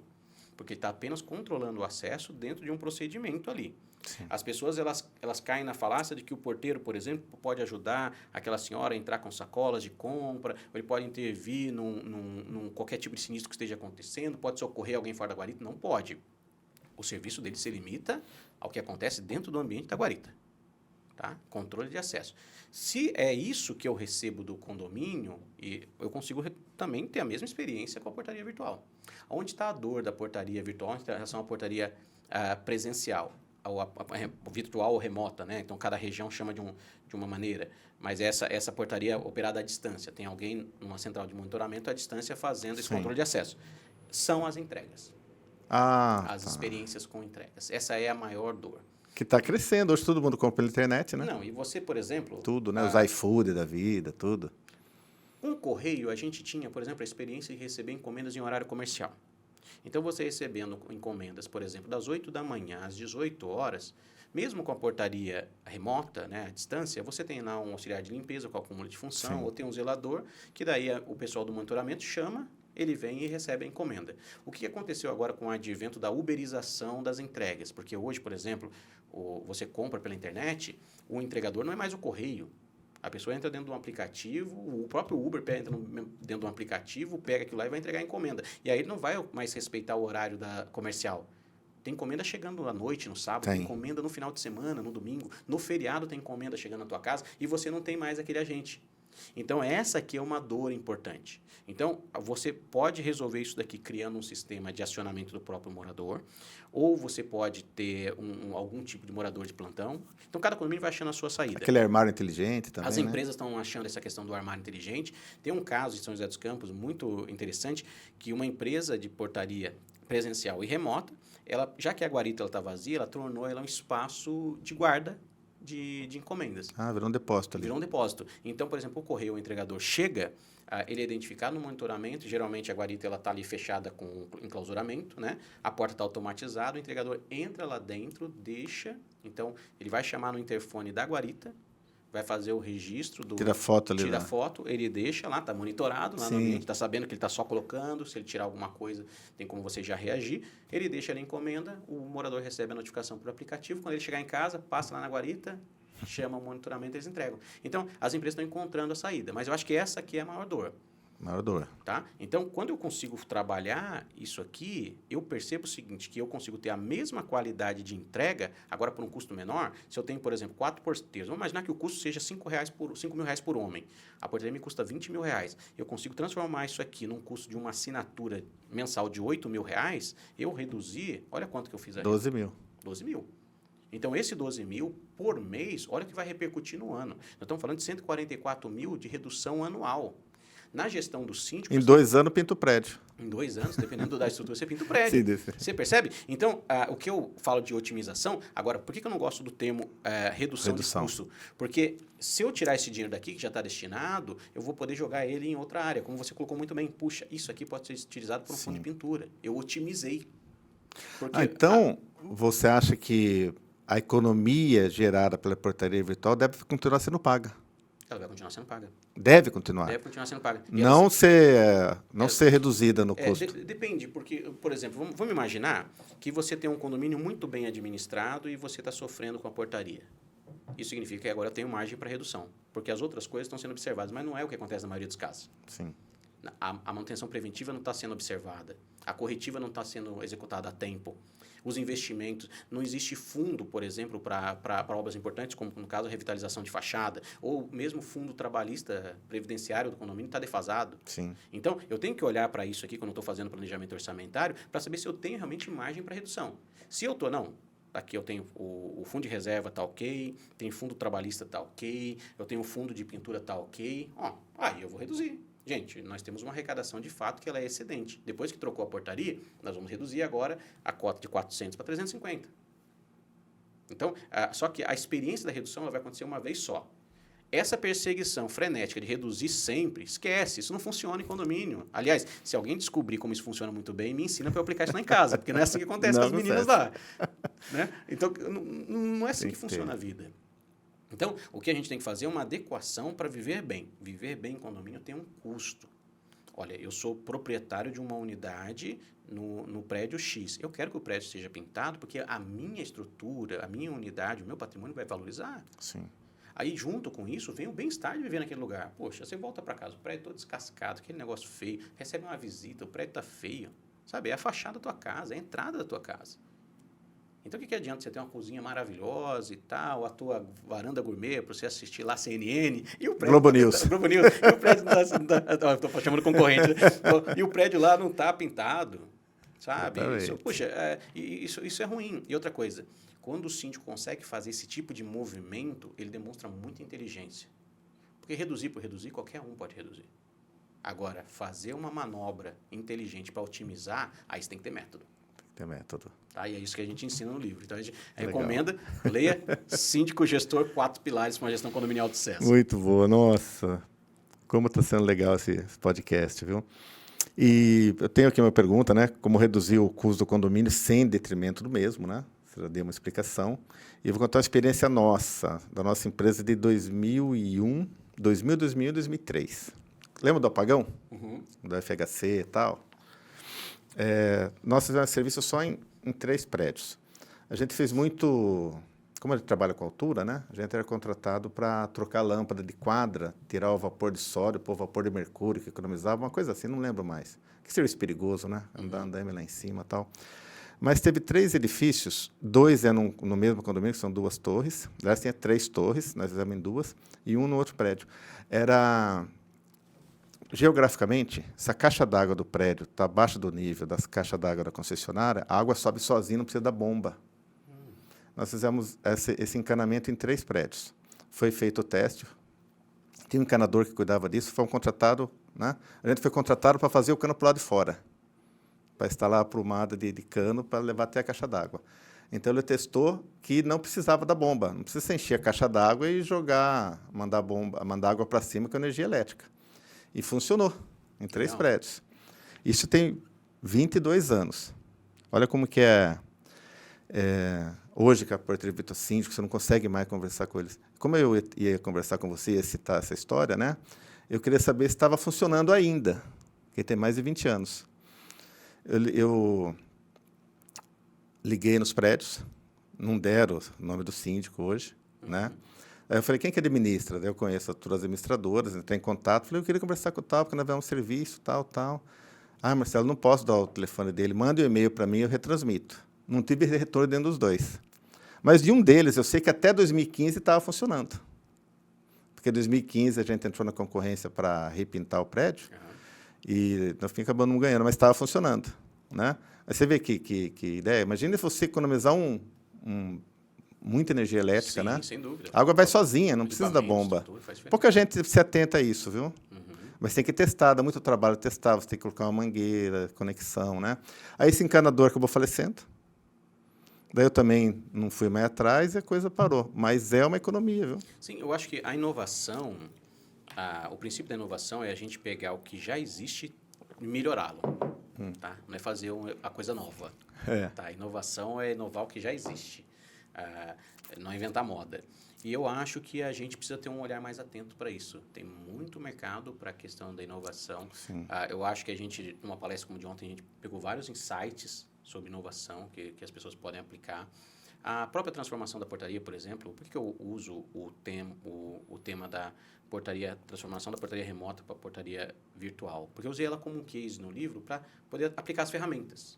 Mas a gente pode fazer isso para qualquer realidade. Eu acho que tem como a gente otimizar muita coisa. Aliás, existem muitos erros que foram cometidos e o condomínio tem uma recorrência de despesas por conta desses erros. Aí eu vejo que tem mais ralo de saída de dinheiro mal aplicado, entendeu? Que é onde, se a gente resolver aquilo aí, de fato, a gente reduz o custo do desperdício. Sim. Isso a gente tem que fazer. Então, por exemplo, a compra de um motor mais barato, fora das especificações necessárias para o porte do portão, que tem uma quebra recorrente, você precisava fazer uma boa compra na primeira vez. Esses motores têm que estar sobrando Tem que potência. estar sobrando potência, sabe? Porque ele vai quebrar só de sábado à tarde, de domingo e de feriado. Aí, por que ele quebra sábado à tarde, domingo e feriado? Essa é uma pergunta bastante interessante. Porque é um maior número de aberturas. Sim. Então, a recorrência de abertura é muito grande. E aí, o que chama a atenção é que a gente perde o olhar para isso. Então, por exemplo, eu tenho problema de água, de energia, no final, é porque está todo mundo utilizando.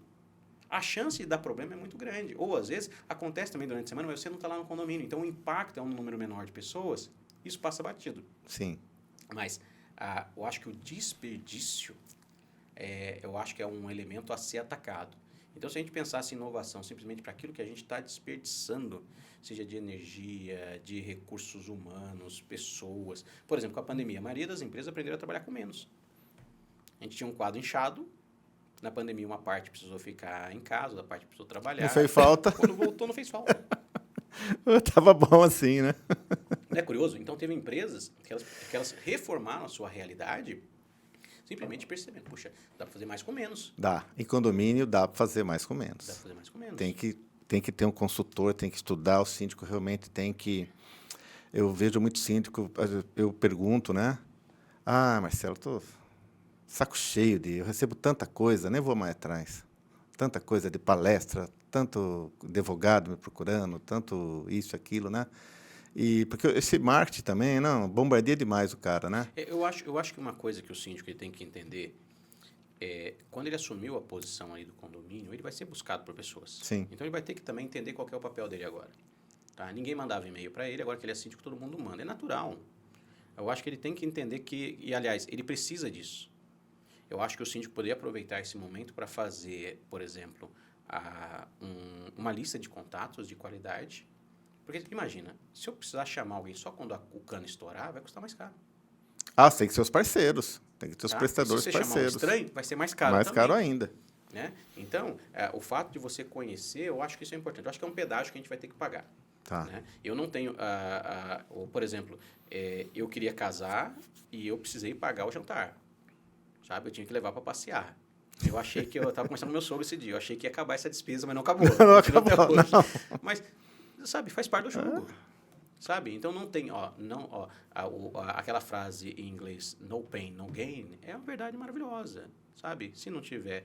Se você não pagar, não tem ganho. Sem dor, sem ganho. Exatamente. Sabe? Então, quando você assumiu, esse aí é um ônus do E tem muito síndico que não lida bem com isso. Não lida bem com isso. Mas... E aí, o que acontece?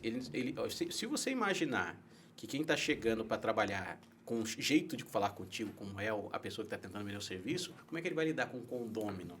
Então, Que vai falar de qualquer maneira, de maneira agressiva, acusando sem respeitá-lo. Então, ele vai ter que calibrar isso aí. e o condômino muitas vezes acha que o síndico é empregado dele. Exato. Ele vai falar desse formato. E ainda mais se ele for pago. Então, nossa, aí... Mas, Ailton, estamos chegando ao nosso final, que foi maravilhoso esse podcast. Eu me sinto honrado com a sua presença. Feliz mesmo. Obrigado. Eu sempre faço 3 perguntas. Quero que meus convidados falem sobre 3 perguntas relacionadas ao condomínio. 3 palavras que norteiam a minha vida empresarial e pessoal, que são relacionamento, administração e manutenção. Sei que você já falou um pouco de tudo, mas topicamente...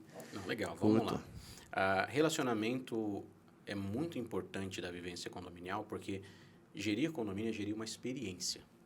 Tá? Não é simplesmente a gestão da coisa. Isso é interessante, hein? É a gestão da experiência de viver naquele lugar.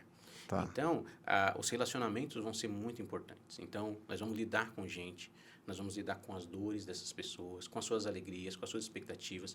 Condomínio dá problema quando tem gente triste, dá problema quando tem gente feliz. Então, você imagina lá, o time do condômino ganhou, ele vai ficar feliz, o cara vai estourar um rojão da sacada, o cara vai gritar. Essas besteiras vão acontecer e é próprio de relacionamento. Sim. Então, a gente vai ter que ter muito jogo de cintura para poder lidar com isso, até mesmo para aplicar uma multa para um condomínio desse. Falei, rapaz, eu sei que você está muito feliz, mas agora você passou um pouquinho do limite. Você me desculpa, o teu rojão vai custar R$300 a mais. Até na brincadeira a gente poder levar, porque a gente vai precisar ter esse jogo de cintura. Porque o síndico, ele vai ter que fazer cumprir a convenção, a legislação total, que repercute sobre o condomínio e também o regimento interno. Só que ele tem que entender que aquilo ali é relacionamento, ele não pode queimar pontes.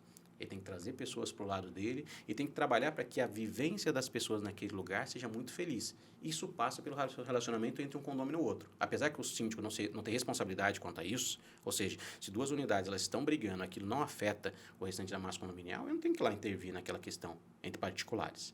Tá? Mas se a tua comunicação funciona muito bem, até nisso você pode ajudar. Sabe? Poxa, deixa disso, vamos conversar e tal. Não é sua responsabilidade, mas se você domina bem vamos dizer assim, a gestão dos relacionamentos, você funciona como um elemento de equilíbrio. Não só moderador de conflito. Eu acho que nós temos que ser equilíbrio de experiência, de vivência. Porque o conflito ele vem quando o outro percebe que não foi respeitado. Alguém ultrapassou um limite ou não respeitou o papel dele, sabe? Então, o caso que você citou muito bem aí do senhor que queria assistir a Globo News, você, como valoriza o relacionamento, você, como empresário, já chamou a síndica do lado e falou assim, deixa disso, vamos adequar. Só vamos fazer o seguinte, tomar um cuidado para que isso não saia desse ambiente que a gente controla, porque se vai lá para a massa condominial, vai criar problema com os outros. Quer dizer, você já teve a visão lá na frente. Então, relacionamento é isso, você conseguir interpretar onde você está pisando, com quem você está lidando. Por isso que até o perfil do condomínio é bastante interessante. Eu vejo muito síndico profissional mandando proposta de maneira indiscriminada em perfis diferentes de condomínio. Ele está aqui num condomínio comercial, manda proposta um alto padrão, daqui a pouco está lá no projeto social e tal, no FAR. Peraí, você tem que saber com quem você lida. As linguagens são diferentes. Né? A gente se veste de maneira diferente, fala de maneira diferente, se porta de maneira diferente, até os exemplos que a gente usa é diferente. Então, dependendo do lugar, você dizer que você está na sua casa e você abre uma garrafa de vinho no final do dia, aquilo cai bem para aquela massa condominial. Para outra, poxa, isso é muito abestado, esse cara é metido. Né? Quem que ele pensa que ele é? Você entendeu? Então, até entender onde você está. Então, relacionamento é muito disso, entender um pouquinho de gente. E síndico vai ter que gostar de gente. A administração é administrar tanta coisa como administrar esses relacionamentos. Sim. Então, acho que o síndico... ele vai ter realmente que enveredar para uma experiência como que nós tivemos, né, com o workshop do Formação Síndico Gestor, ler livros, participar de cursos, estar se relacionando com outros síndicos. Aí é um ponto bastante positivo que eu vejo desses encontros. Aliás, eu acho que os encontros eles funcionam muito mais para o síndico do que para as empresas, porque as expectativas são diferentes. A expectativa do síndico que vai para um encontro, para um evento, não é comprar nada. Então, o empresário tem que calibrar isso. Tá? Ele vai lá para poder viver uma experiência, conhecer gente, saber das novidades, tal. Ele vai matar curiosidade, ele não vai satisfazer necessidade de compra, ou de aquisição, ou de contratação. Ele não vai pensar nisso. Agora, a empresa vai. A empresa vai na expectativa de vender. Só que a empresa tem que entender que aquela experiência é de pré-venda, é de construção de relacionamento, é de qualificação de lead. Então, se ela entender isso, ela vai saber que ela vai investir determinado volume de dinheiro para poder se aproximar daquelas pessoas para construir uma jornada de negociação. Então, se a gente não calibrar isso, nós vamos ter aqui um frustrado de um lado, outro frustrado do outro. Tá? E, por exemplo, os eventos de síndico, geralmente, eles são gratuitos. Né? Então, a pessoa vai sem qualquer compromisso fazer negócio. Agora, se os eventos de síndicos fossem pagos, como uma feira, por exemplo, de negócios, né, em que o cara vai lá e paga R$1.000 para participar de uma feira, ele vai fazer negócio. Entendeu? Você vai na Bienal de Livro. Se você paga, por exemplo, um ingresso para você entrar, você tem que comprar um livro naquele negócio. Você não vai sair sem nada. Então, as expectativas aí já se alinham mais do que o setor condominial. Então, legal. Eu vejo, aí pensando já mais como pessoa de negócios, a gente vai alinhar essa expectativa na hora que a gente começar a ter o síndico pagando pelos eventos. Aí, realmente, nós vamos ter evento de negócio. Né? Então, a gente vai lá para saber da proposta, da nova proposta e para fazer negócio. E até justificar isso colocando no orçamento do condomínio. Olha, estou indo numa feira de tecnologia para trazer tecnologia para o condomínio. O ingresso custa R$300, está aqui, está no orçamento do condomínio, pagando para o síndico ir lá. Porque é assim que a empresa faz. É assim que o setor empresarial atua. Então, a administração vai precisar disso. E aí, eu acho legal você colocar essa palavra da manutenção. Toda a estrutura, todo o relacionamento, toda a experiência sofre desgaste. E ela tem que fazer manutenção. Então, de tempos em tempos, eu tenho que levar um filho para passear, eu tenho que pegar a turminha toda de casa, pôr no carro e ir para a praia, eu tenho que levar minha esposa para tomar um sorvete, aquilo é manutenção do nosso relacionamento. Se isso não acontece, eu não tenho um tempo só. Por exemplo, eu tenho 2 meninas, eu tenho que ter um momento pai e filha. Sim. Saímos todo mundo junto, mas elas, particularmente, se sentem muito especiais quando eu estou almoçando só com uma delas. Então, é a manutenção do meu relacionamento ali. Né? Eu voltei agora a levar minha caçula para a escola. Ela ia no transporte escolar e tal. Só que ela era a única, né, tá terminando o ensino fundamental, era a única do meu bairro que ia lá no transporte. E a moça chegou para mim, poxa, não está valendo a pena mais. Tá, deixa, eu vou para o escritório mesmo, eu passo e levo. A nossa experiência é maravilhosa, porque a gente vai construindo uma manutenção do nosso relacionamento. Entendi. Então, o relacionamento precisa de manutenção. A forma como eu faço a administração precisa de manutenção. Preciso me atualizar, preciso saber do novo que está acontecendo. Uma estrutura física, como é a estrutura do condomínio, gente, precisa de manutenção. Essa fachada precisa ser revitalizada, sabe? Os sistemas precisam passar por vistorias constantes e manutenções, reparos, sabe? Até mesmo a forma como as pessoas utilizam os equipamentos do condomínio, a gente tem que renovar, fazer a manutenção das instruções para aquilo. É o que acontece, por exemplo, com a brigada de incêndio, a VCP, sim, uma série de coisas. Então, a gente está o tempo todo renovando isso. Por quê? Porque a manutenção ela vai cuidar para que a gente faça a preservação da qualidade da experiência. Sabe? É igual você comer com prato sujo. Por que a gente lava o prato? É a manutenção da experiência. Então, eu tive uma boa experiência com os talheres limpos, o prato limpo para eu poder comer. Eu vou ter que gastar, investir naquilo para que a experiência seja boa. Não tem um item que não esteja ligado ao outro, né? Não tem, eles têm conexão. Tem. Tudo com conexão. Né? E aí, é engraçado que as pessoas acham que são pontas soltas. E não são. Não são. Isso aqui tem conexão. Então, por isso que olhar para o condomínio como um organismo, tá? Ele é um organismo vivo. A experiência condominial. O prédio não é. Sabe? Aquelas casas não são. Mas quando põe gente ali dentro, aí você ganhou vida. Então, lidar com essa vida, aí tem muito de habilidade, tem também um quê de artista. Né? Aí, eu acho muito legal. Eu estou escrevendo um segundo livro e tem uma frase. Eu estou escrevendo um livro sobre uma palestra que eu criei para poder promover o livro, que é a palestra Síndico-Chefe, que é uma metáfora da metodologia síndico-gestor baseado no filme Ratatouille.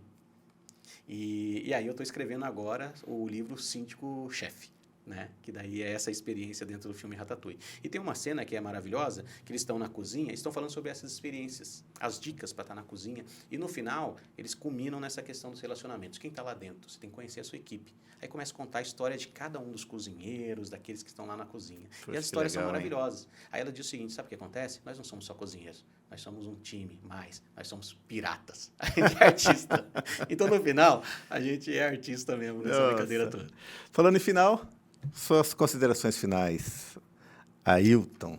Bom, eu estou muito feliz em estar aqui com você, estar em Piracicaba. Essa é uma cidade linda, acolhedora, cidade quente. Né? E aí eu estou sentindo também esse calor humano, né? Uma cidade que a gente já faz negócios à distância, agora nós estamos aproximando com o escritório aqui, né, da Garante Plus 19, é a primeira garantidora de condomínios de Piracicaba, mas o que eu tenho que dizer expressar a minha gratidão, né, de estar conhecendo gente tão amável, a cidade tão acolhedora, cada um dos sócios que eu trago para cá, eles têm essa mesma sensação, né, de se sentir bem acolhido na cidade, e é muito legal a gente viver essa experiência. Imagina que eu dirijo 3 horas para poder chegar aqui e não chego cansado a renovar nessa experiência com a gente aqui de Piracicaba. Então, eu espero que a nossa caminhada aqui seja muito feliz, como é o desejo de felicidade que eu tenho, de realização, de muito sucesso para o setor condominial dessa cidade, que eu acho que tem muito para crescer, tem muita coisa boa para ser vivida, e eu acho que vocês podem ainda entregar muito de qualidade de viver bem em condomínio, e eu acho que pode ser uma referência também para o Brasil, né? Então, essa é uma ambição que eu tenho, sabe? De estar vivendo experiências em que a gente possa compartilhar qualidade de tal maneira que o vizinho do lado da cidade fala: o que está acontecendo lá em Piracicaba? A gente quer também, sabe? É a melhor forma da gente expandir a nossa entrega, que é quando a gente chega e transforma a realidade daquele a quem a gente serve, daquele a quem a gente trabalha, quem a gente está junto, colaborando de alguma maneira. Então, minhas palavras finais aqui é desejo de toda prosperidade, sucesso, felicidade para essa cidade e para o setor condominial de Piracicaba. E conta com a gente. Obrigado, tamo junto. Ailton, muito obrigado. Tá? Gente, estamos encerrando. Foi um prazer estar aqui com o Ailton, né? Espero que esse nosso podcast seja visto por bastante gente. Foi uma consultoria grátis, né? Que bom. Muito instrutivo. Compre o livro, né? Faça um comentário no nosso canal e tamo junto. Obrigado, Ailton. Obrigado. Vocês podem nos encontrar, no caso... As suas redes sociais. Redes sociais, @AiltonTertuliano no Instagram, também Ailton Tertuliano no Facebook. Eu vou colocar aqui o meu contato também por WhatsApp, o síndico usa bastante o WhatsApp, meu DDD é 12 997947966. Eu tenho um comercial de Piracicaba, mas é novo, eu não lembro o meu número. A gente não memoriza o número. Você vê, hoje é só contato. Sacar o número. Mas esse aqui é o meu direto, que você pode falar comigo, né? Então, fica aí à disposição para poder ajudar no que for preciso, com conhecimento, com experiência e com dicas importantes aí para vocês também. Muito obrigado. Obrigado, meu amigo. Encerramos. Gratidão. Obrigado.